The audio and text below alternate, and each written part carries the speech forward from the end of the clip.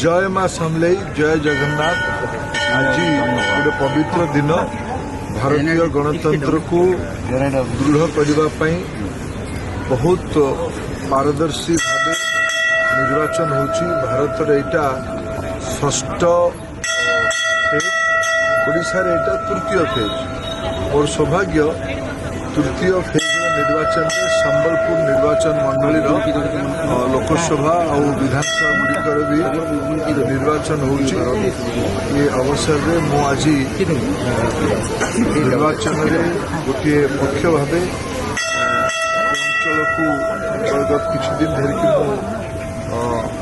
लोकों भितर अच्छी माँ का आशीर्वाद आज मुझे फल नापी आसी मते पूरा माँ आशीर्वाद लोक कल्याण हम यहाँ मोर पूरा दृढ़ विश्वास।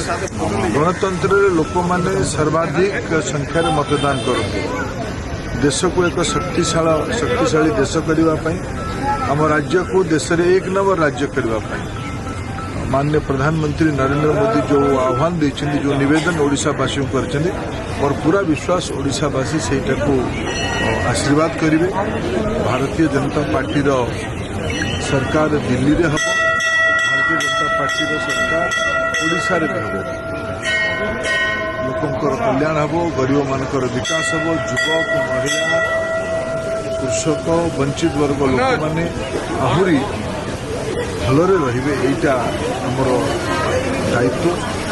माँ का आशीर्वाद पाई आम काम करूँ। आज एथर संबलपुर लोकसभा आम अंचल विधानसभा गुड़िक भारतीय जनता पार्टी विजय हम। पुनर्बार भोटर भाई भौणी मानक निवेदन करी एबे भोट आरंभ होइछि। घंटा समय भितर समय जो